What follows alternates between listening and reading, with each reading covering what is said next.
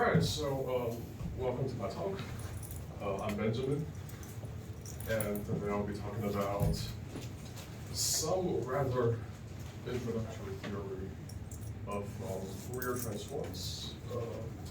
Has anybody heard about Fourier transforms? Nice. Has anybody heard about the name Fourier in general? Nice. Okay, so as I put in the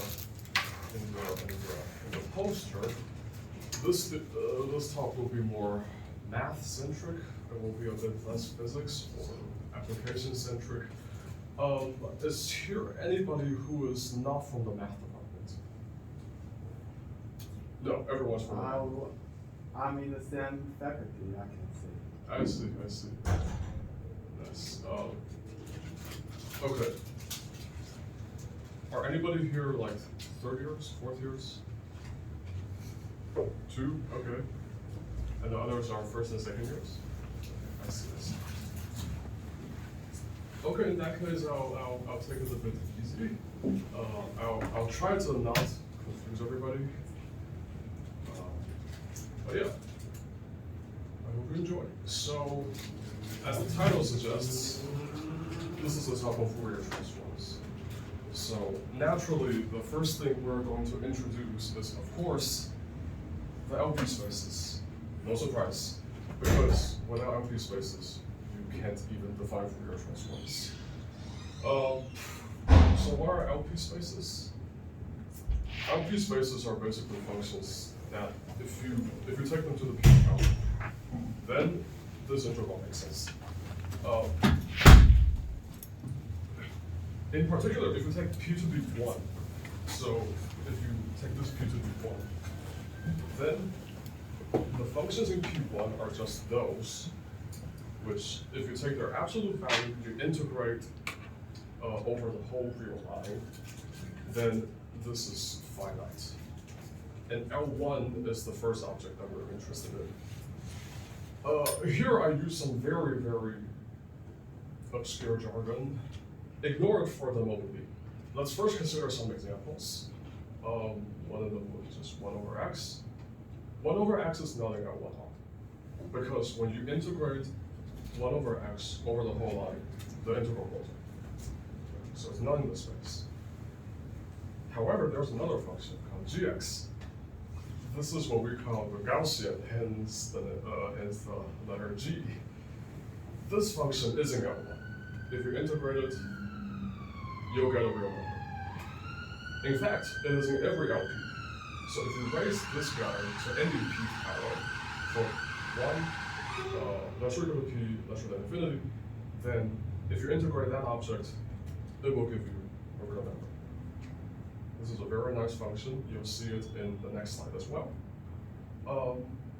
Also, one doesn't have to necessarily consider LP R, so you can restrict this integral to be from some open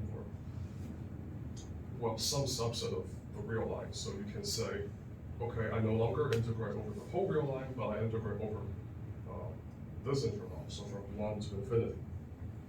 Then if we do this restriction, then I claim that this 1 over x is actually in L2 if you integrate from here to there.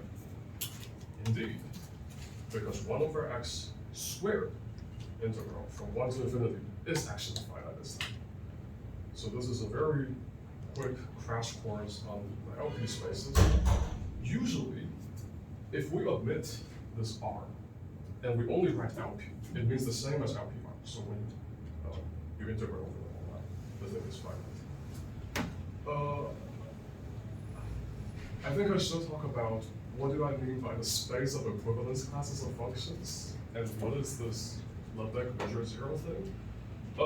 For that, I'll draw a picture.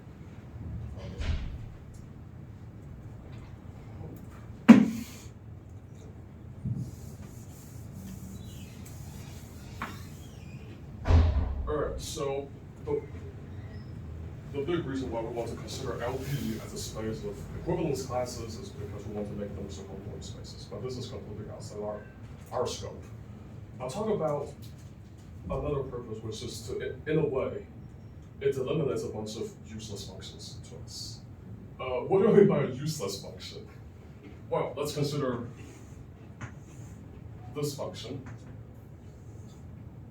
which is just f is identically 0. This is a perfectly fine function. It is in every LP space because the integral is always 0. I'll consider another function. The other function is 0 everywhere except at the origin, where it is 1. This function is also in every LP space if we don't define it as equivalence classes of functions. Because when you do the integral of this function, if it's 0 at every point except at the origin where it's 1, then when you integrate it, you can imagine the integral is also 0. And the catch is, you take the 0 function and the function which is 0 everywhere except 1 at the origin. These two functions only differ by 1 point. So they're almost exactly the same. And this is an example of two so-called, well, I guess we can call them equivalent functions. Of course, the actual definition of like all of these Lebesgue measures is much more sophisticated, but for us, this is enough. And with LP spaces out of the way, let's finally get into the Fourier transforms themselves. So, if we have an L1 function, so its absolute value can be integrated over the whole real line. It makes sense, it's a real number. Then it has a Fourier transform, and it's given by this formula. It is denoted by f hat or this curly f notation. There's two different notations that are commonly used. And there's also other common definitions to the Fourier transform, which can be a bit confusing. But, so for example, for this one, it doesn't have this 1 over sort of 2 pi, and this guy doesn't have the constant, and there's a 2 pi here. But they make very little difference. The reason why we use this formula here is that many of our other identities and formulas will change if you use a different Fourier transform. But so from a grassroots level, there's really no difference. So how can you really think about the Fourier transform? I know that there's a lot of these physical definitions to the Fourier transform.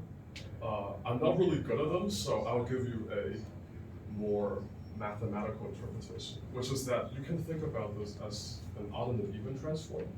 Why? Because if you have e to the power of I times something, then you have this the Morgauss formula. You have let's say EIT, but then this is just cosine t plus I sine t. So you can always break the exponential into two trig functions. Cosine t in our case is even, and sine t is odd. So when you do the cosine t times fx and then you integrate it, that will give you like the even stuff, and then the sine t will give you the odd stuff. So this is one way to think about Fourier transforms. If we were to actually solve them, then if f is like a smooth function, f is infinitely many times differentiable, then we can try integration backwards. In general, if f is crazy, because if it's an L1, it doesn't need to be continuous. So it can be really crazy. This function can be really weird. In which case, it might be hard to solve Fourier transforms just by hand, which is why we're going to see some results which will tell us about the properties of the Fourier transform without explicitly solving them. It's called the Riemann-Lebesgue lemma. You'll see it. And here's a really nice identity regarding the Gaussian that we were mentioning. So for Gaussians, you Fourier transform them, you get the same thing. So the Gaussians behave really well under Fourier transforms, and sometimes the coefficients are a bit different.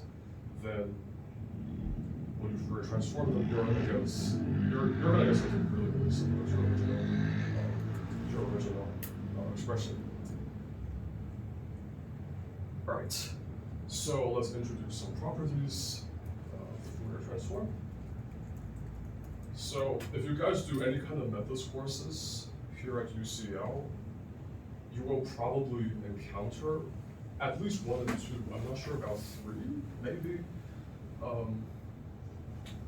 These things you can just verify using the definition of a Fourier transform.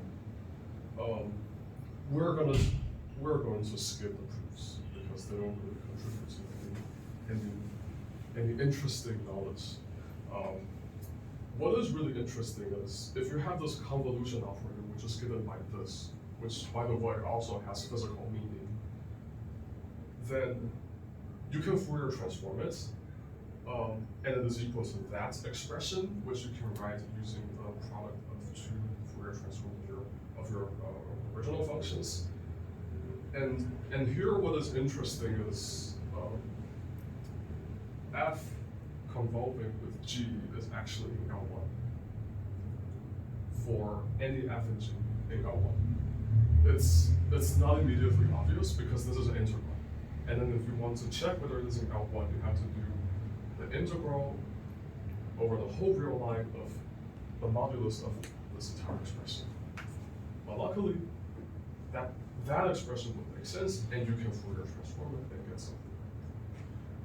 Number 2 is quite nice in the sense that if you have 2 L1 functions and you're integrating f times g Fourier transform, then you can just move the Fourier transform from g to f. We will use this in the end to prove something. And for 3, well, it just says that if your function can be Fourier transformed, then it's translation, which is x plus y. If you multiply it by an exponential, e by xy, and then if you scale x by some other constant a, then these things all exist. And you have explicit formulas.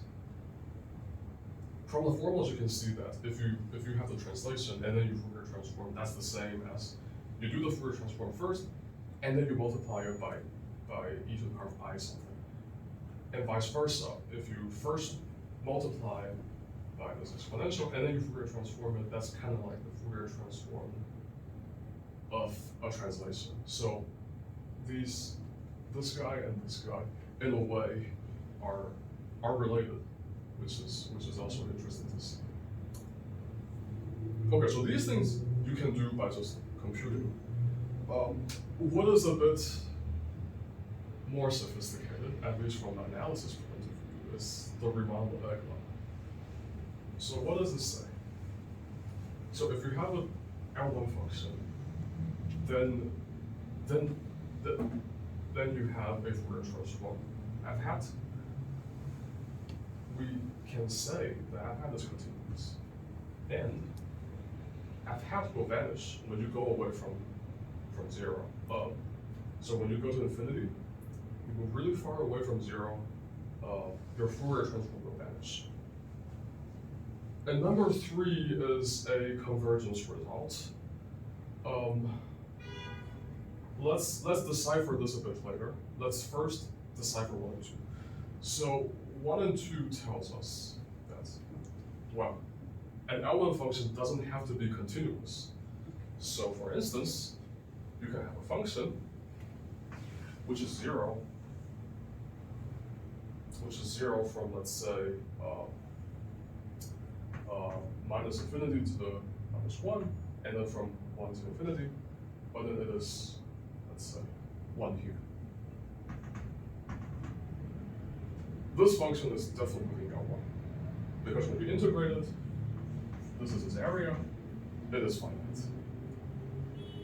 But it is not continuous. However, by the Riemann-Lebesgue lemma, without calculating the Fourier transform, we can already deduce that it is continuous. it's nice. So your Fourier transform in this way is in this way you can say it's a better function. And 2 basically says that its behavior at infinity is not worse than f. What do I mean by that? Imagine if you have a function f and you want it to be in L1. Then, if it doesn't go to 0 at infinity, what will happen? So if it doesn't go to 0 at infinity, it couldn't be in L1. So let's say your function is, let's say it looks like it's all 0 here, and then it doesn't go to 0 anymore, and it just stays there. Then this area will be infinite. So such functions cannot possibly be in L1. So for every L1 function, when you approach infinity, the function must decay to 0. And that's also the case for its Fourier transform. Okay, number 3 is a bit mysterious. What does it mean? Well, what the result implies is that if you have a sequence of functions that converge in the sense of an integral, then when you Fourier transform all of your members in your sequence and the limit function, the convergence becomes better. And again, let's draw a picture. So what do I mean by fj going to f in L1? Let's again use our good friend. So let's say this is again the function that is 0 everywhere, but 1 at the origin. Let's use a different color so I can highlight it.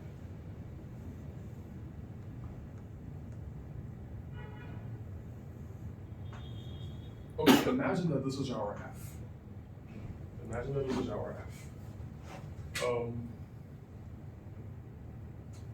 And then for the fj's, I want to construct a bunch of functions that will somehow converge to this, that are all in L1. How am I going to do it? Well, we can say that these guys, all of our fj's are 0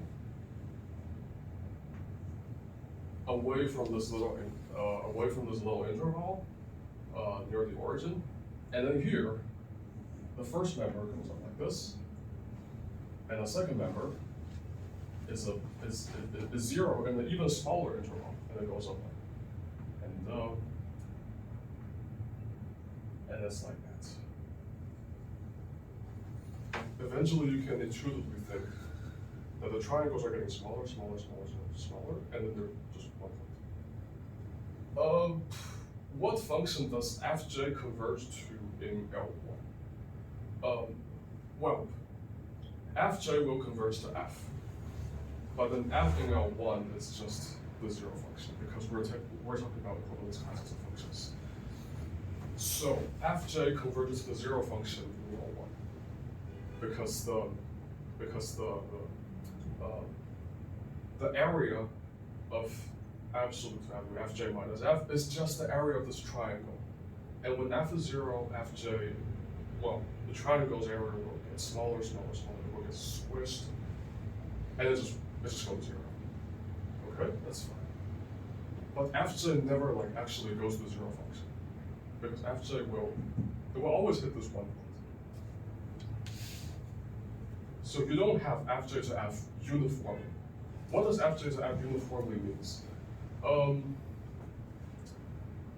Well, fj to f uniformly in a rather informal language means that you can take j to be so large that fj at every point is almost f. But if you have fj going to f in L1, as this example has shown, that's not the case because fj at this point will never be arbitrarily close to 0. So in that sense, fj converging to f hat j converging to f hat uniformly on R is a better mode of convergence than this integral convergence. And in general, integral convergence are quite weak. And in general, uniform convergence are quite strong. So this is another advantage of Fourier transforms. Do we have any questions so far?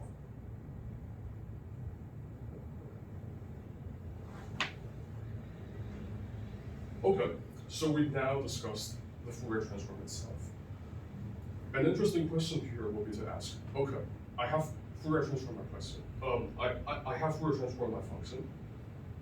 Can I get from this Fourier transform function my original function back? Yes. And then another question would be, can I calculate like what is the formula that I have to apply to get my original function back? Well, the answer is here. This is the formula. So if your function has a Fourier transform, so it is in L1, and the Fourier transform is also in L1, then you can get back your original function. And this is what we call the inverse Fourier transform. Technically, this should be a theorem, but we'll skip it. It has two notations. One is this inverse hat, like this check, or the other one is curly f inverse f. Unfortunately, we do run into a problem, because if you take any f that's in L1, okay, you can get a Fourier transform.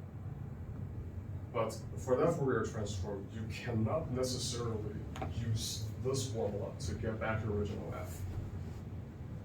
It sounds a bit weird, but this is the reasoning.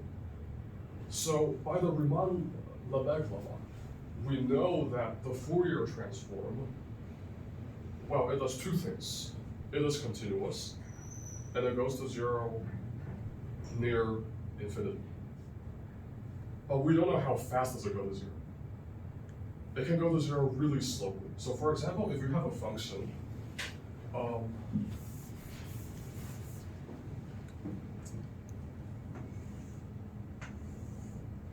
so for example, if we have 1 over x, let's concentrate our attentions to the behavior away from the origin and then closer to infinity.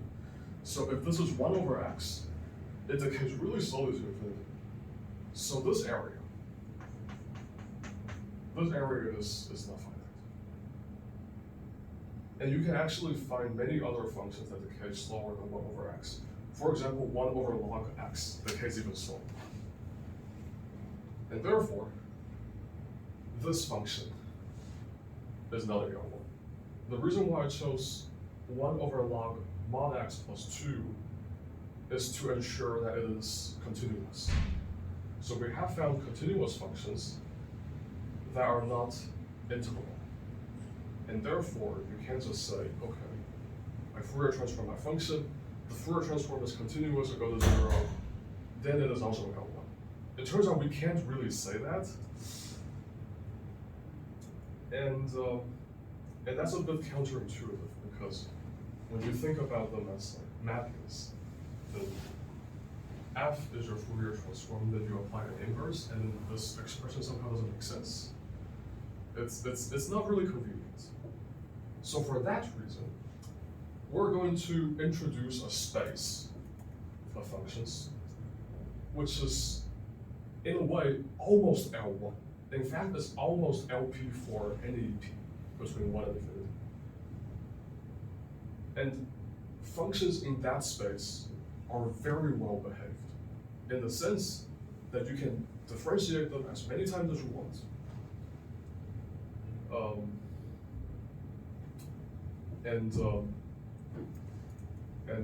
Well,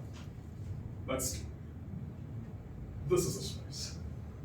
It's called the Schwarz space, and it contains functions that satisfy 2 conditions. Condition number 1 is that they are infinitely many times differentiable. And condition 2 is that this quantity is always finite. What does it mean? It means, so first let's take beta to be 0. So let's just say it has no derivatives. Then you multiply fx by any power of x pointwise. Then this is finite. Okay. So for example, if you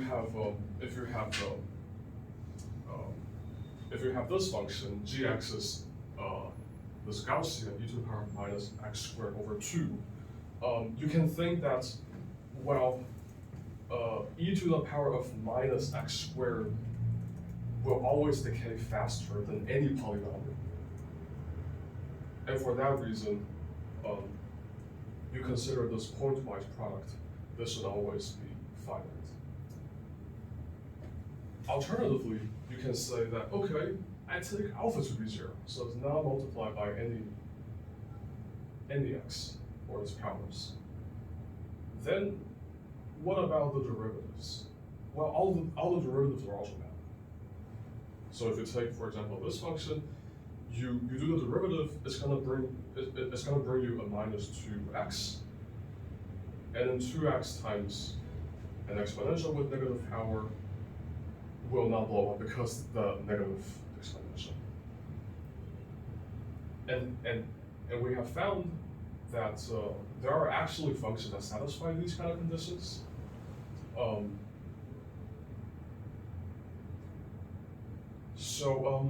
Okay, so this theorem 7 basically tells you that the Schwarz space is almost any LP space. What do I mean by that? What I mean is, if you have an LP function, in particular if you have an L1 function, then you can always approximate it very well using a sequence of Schwarz functions. And this is what we call density. So we say that the Schwarz space is dense in any LP space when P is between 1 and infinity. Let's draw a picture. Let's draw another picture. So, have you guys figured out what was my favorite L1 function yet? Gaussian. Gaussian? That's one of them.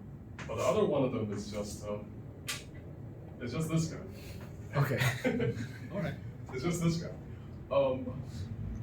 I claim that by drawing a picture, I can show that there is a sequence of Schwarz functions that can approximate to this. Let's see how we do it. So, in the previous example, we used these kind of like triangle things. But of course, if we draw a triangle here, this is a sharp point, this is a sharp point, this is a sharp point. It's not differentiable. So this time, let's make them smooth. Let's say my first function looks like this. It's smooth, it hits 1 at the origin, and then it just goes down. And it's just 0 everywhere. It's 0 from there on, it's 0 from there on. And then I keep doing the same process, like I did with the triangles. So for the second function, let's say it is 0. It is 0, let's say, from here to the left, and let's say it's 0 from here to the right, okay? And the second function looks something like that. It's still smooth. And I think you guys get the idea here. All of these functions are smooth, so they are in infinity. All of these functions have so-called compact support, so they vanish outside a compact interval. They vanish outside a closed-bounded interval on R. So this estimate also makes sense. And this is the idea of theorem 7. We will come back to this theorem in the very end. And you will see us doing the same approximation to functions in space L2. More on that later. So, back to the topic of trying to invert your Fourier transform. It turns out that using the Schwarz space, we can do it. And since the Schwarz space can very well approximate the L1 space, we can use the so-called density argument to extend the whole argument to the whole of L1. Let's see. One can show that if you have a Schwarz function and then you Fourier transform it, the Fourier transform is also a Schwarz function. In particular, Schwarz functions, when you think about it like this, well, let's just take these guys with that vanish outside the compact interval. The area is like, all the areas are here. So they're also in L1. And because they're in L1, the Fourier transform is in L1, then you can inverse transform them. You can get your original function back. And another identity that one can use is that if you have a Schwarz function, then, well, first of all, differentiation makes sense because these are smooth functions. You can differentiate them, unlike an arbitrary R1 function.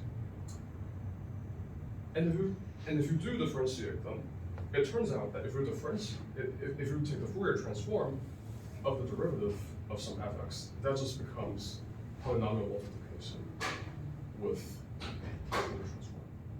And vice versa. If you're trying to differentiate the Fourier transform, then that becomes the Fourier transform of some polynomial times your original function f. Again, there's this kind of interplay between polynomial multiplication and differentiation. Quite often, like this is easier to compute. So from a computational point of view, this is also very nice. Because here you have a bunch of derivatives, and then you have to Fourier transform. So that's an integral of a bunch of derivatives. This can get messy, but this is generally a bit less messy. Okay. So we talked about the L1 spaces. We talked about the Schwarz space. But I'm not satisfied yet. Why? Because to me, the Schwarz space is a bit too restrictive. The jump is a bit too high. You see, like for L1, your functions doesn't even have to be continuous. So they're definitely not necessarily once or twice or how many times differentiable. And then if you go to the Schwarz space, they are automatically smooth. The jump is a bit large. And we're trying to see that, okay, the Schwarz space is a really good space for Fourier transforms. Can we find another space that's a bit bigger than the Schwarz space, but it's still really good for Fourier transforms? Such space exists, and universally, this is what mathematicians have agreed on, that not just for this purposes, for many other purposes, L2 is a better space. Why? So first, let's just recall that the L2 space will contain so-called square integral functions. So when you take the absolute value, square them, integrate over the whole line, that's finite. Okay, nice. That doesn't itself explain why this space is superior to many other spaces, but this does. How many of you have heard the word inner product?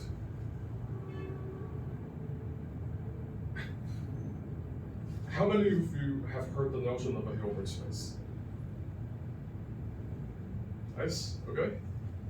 So, how many of you have seen this expression? Some of you. Okay. So, what does that mean? Let's dumb it down a little bit. How many of you have seen the dot product? Everybody. Nice, very good. So, if you have a dot product, you have two vectors, and then you take their dot product. That will give you, how do I say this? That gives you some kind of that will, first of all, that will give you a number. And then the more positive the number is, the more they are like parallel to each other, And then this is like you can think about this as a continuous version of it. So you can think about in a way that this is, if this is maximized, which happens when let's say f and g are the same, then the functions in a way they agree on each other. This is an intuitive way of thinking. And it's also worth noting that L2 is one of the very few spaces, one of the few function spaces that has this kind of inner product structure. What do I mean by a function space? So in L1, your vectors become functions. And L2 is, of course, the same. So your elements in L2 are functions, and this is what we call a function space. And if anyone is asking what this bar is doing, this is a complex conjugate. For L2 spaces, and this is more generally for LP spaces, the so-called L2 norm is denoted by this. It is, again, another example of why we can view this as sort of a continuous analog of the dot product. Because when you do if you have a vector, you want to measure its length. Then, of course, you use the Euclidean, the Euclidean norm. You take all of them, you square each coordinate, you add them together, you take the square root. And then this actually has the same idea. So you square it, and then you take the square root.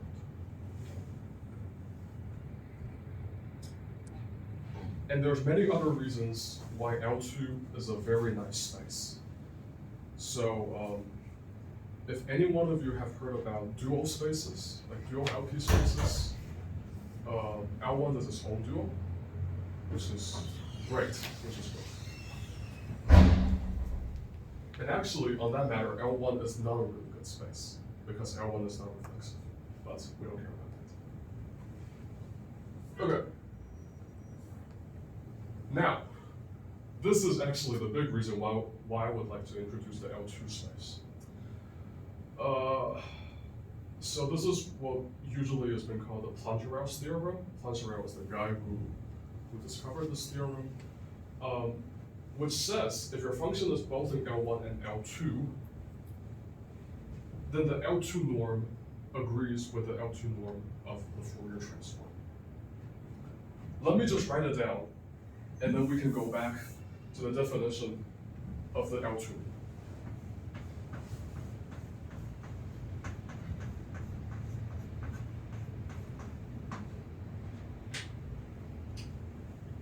Oh, oopsies. All right, so this is the L2 norm. And then how do you do a Fourier transform in it? Well, you first do the Fourier transform here, you square it, you integrate it again, and then you take the square root. Upon seeing this, it's not immediately clear that these two things should be the same. But they are. So what does that really mean? So if you think about this L2 norm, again, let's go back to the length of a vector. When you do the Euclidean norm, and then you want to calculate the length of a vector, well, that gives you the length. And in this sense, it also gives you the length of a function, so to say. And what this formula tells you is that your length of a function doesn't change under Fourier transform in L2. And that's not obvious at all. That is not obvious at all. This, in some ways, actually tells you that the Fourier transform is a so-called unitary operator.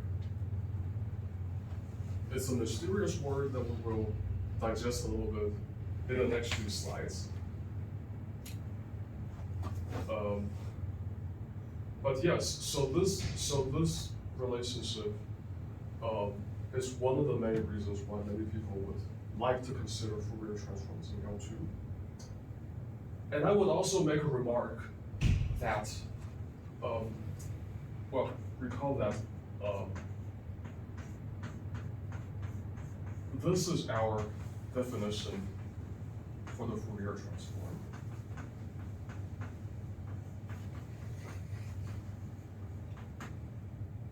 Now, in this case, if you change, let's say, this exponent, or if you change this constant, this is going to look a bit different. But at any rate, what Plancherel's theorem is telling us is that depending on your definition of Fourier transform, the Fourier transform in L2 preserves the L2 norm of a function up to some constant multiple. And that's good enough that is good enough for us.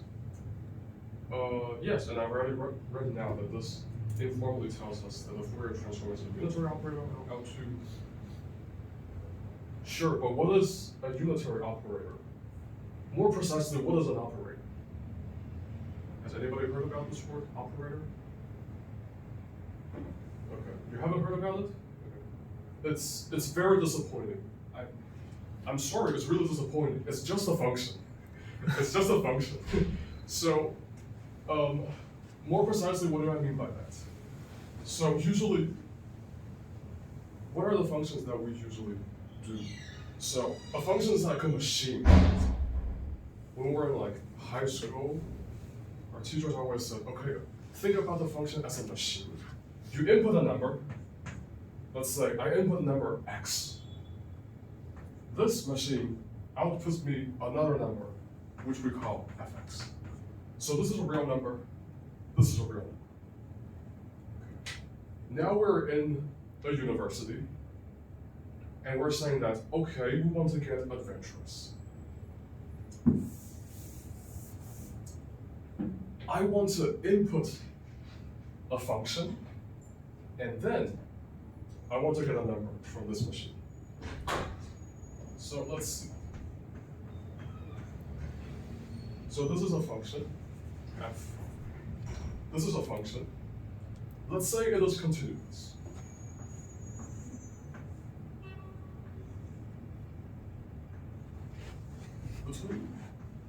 It's continuous between 0 and 1. It is continuous,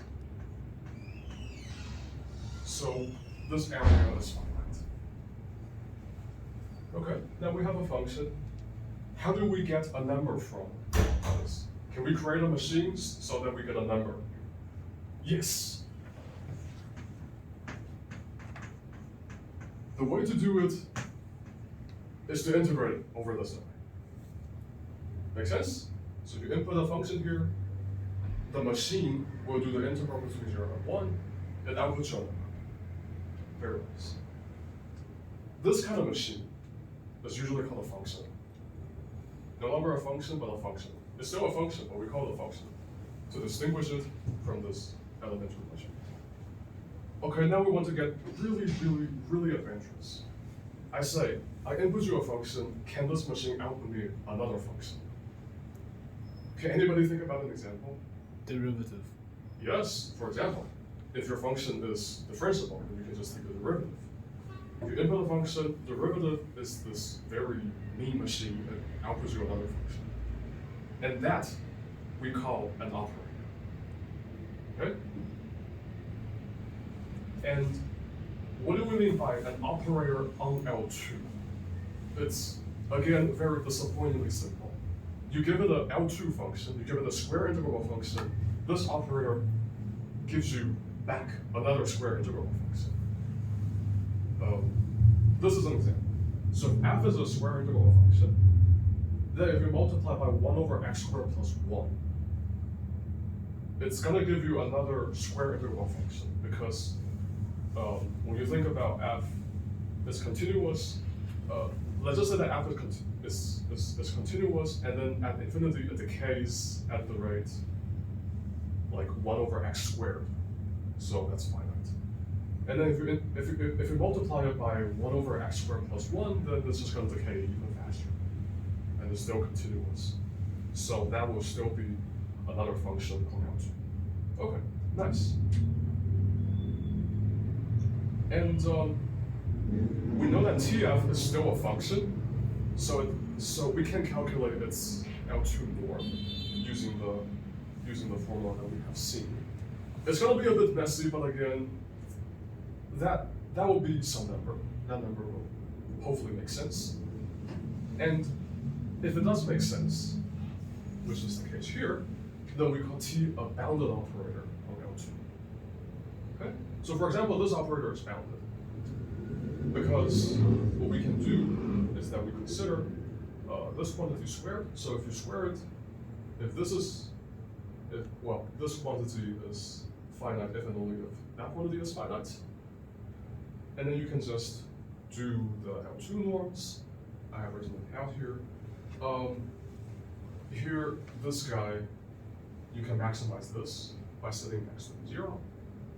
So this thing has to lose to that, which is of course finite. So this is a so-called bounded operator. And with bounded operators, you can do, you can do fun things with bounded operators. You can still work with unbounded operators, but the theory is very bizarre. I don't know the theory, so let's just stick with bounded operators for the time being. So on L2, there's different kind of bounded operators. First, I will introduce the so-called identity operator. What does it do? Well, you have, it's kind of like the inverse function. Just think about like think the inverse operator as an inverse function. So you apply a function, and then the inverse function just give you back your original. Yeah. So this is, rigorously speaking, this is what it means. It takes your function back. And ID is the identity operator, which takes your function, does nothing, and then just hand it back to you. This is a bit more interesting. So if we have a bounded operator with some inverse, its adjoint operator is given by this. Recall that this bracket is what we denoted by the L2 inner product.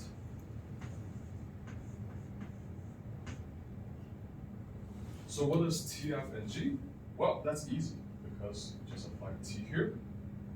In the integral, you apply T here. This is still a function. And then you multiply it with another function. And this, if it is equal to some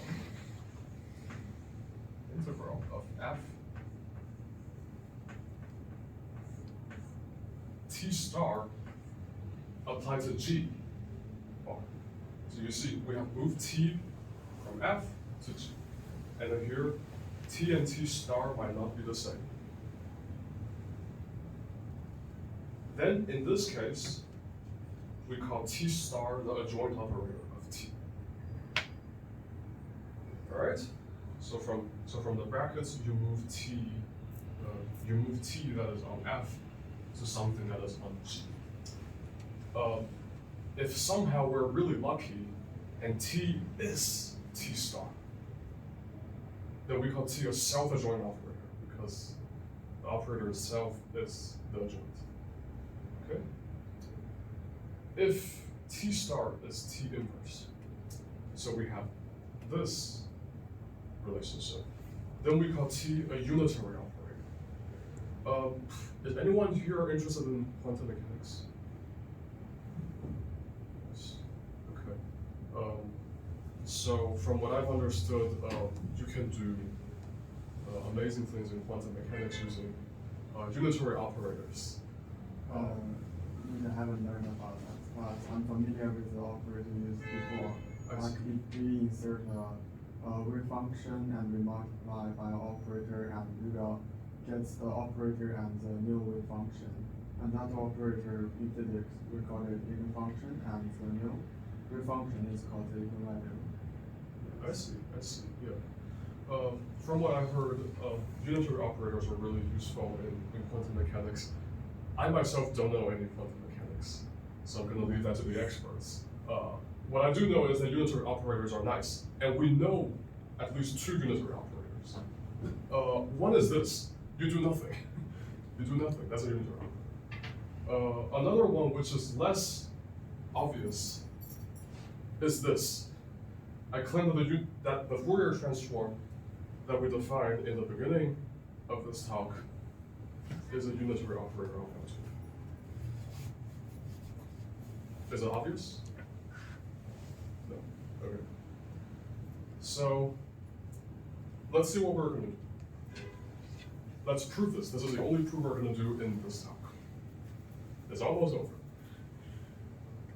So remember when I said that if you have any function in LP, then you can choose a sequence of functions in the Schwarz space. Remember the Schwarz space?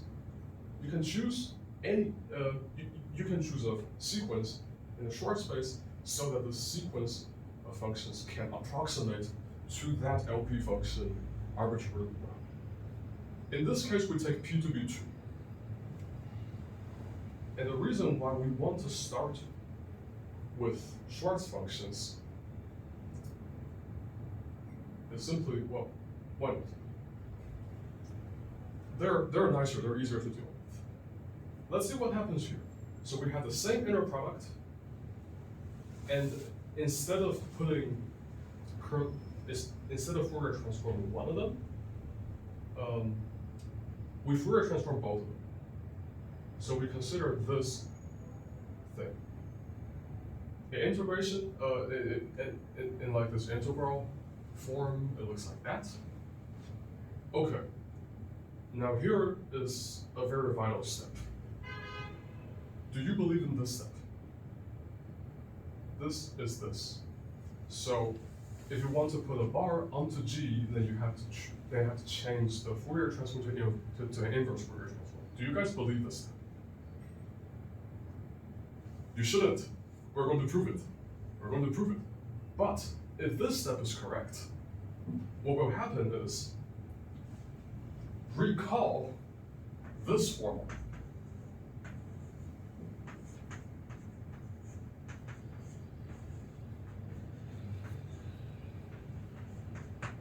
Can you guys see this?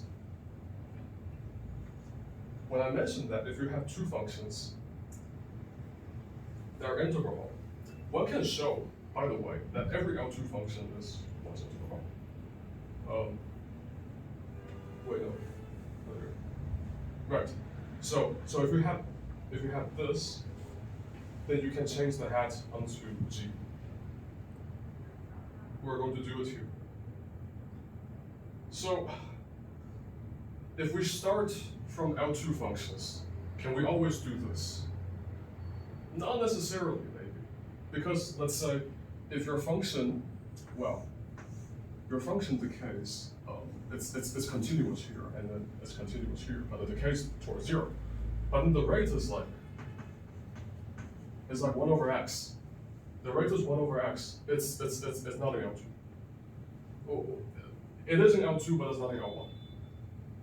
Recall that if we want to do this, everything needs to be in L1. Do we have a problem here? Well, no, because we're working with Schwarz functions. So we can do this. Very convenient. So what happens here? We move the Fourier transform from F, we remove the hat from F, we give the hat to G, but G already has an inverse hat. Okay? It's already been inverse transformed. Because G is in the Schwarz space, the Fourier transform of an inverse Fourier transform will give you back the original function, which is G bar. But this is just F. Okay, very nice. But now, what you can do is you replace Fg by G. In turn, what is that going to do to you? This guy becomes a G, and this guy will become an F inverse G. This will show you that the adjoint operator of your Fourier transform is the inverse Fourier transform. we're not done yet, because we only prove it for S. We only prove it for the Schwarz space. However, because you can approximate any L2 function by a sequence of Schwarz functions, you can extend the result to L2. And therefore, the Fourier transform is indeed a unitary operator on L2. And this is the one proof that I was going to do in this talk, and it's done. It's done. Almost. Let's finish this business. Let's finish this business. Why do we have that? Let's just write everything out. If we write everything out, it actually becomes quite obvious. So G hat bar is this expression. The bar is top. What I'm going to do is I'm going to call this expression ax plus ibx. So there are complex numbers, but any complex expression has this representation. So let's do that. Well, since now we have identified the real and the complex part, we can just move the bar into the integral. And then it turns out that, well, this thing doesn't change. This thing changes because there's a plus sign, and then if we do the conjugate, this becomes a minus sign. But then notice that this is just, you move this bar into the integral, which is that. And what is this? That's this. Here it is. Very nice. So this will be the end of my talk. I am very happy to share the basic properties of the Fourier transform with you, and I'm extremely pleased to talk about the Fourier transform of L2, and we even proved the results. So thank you so much.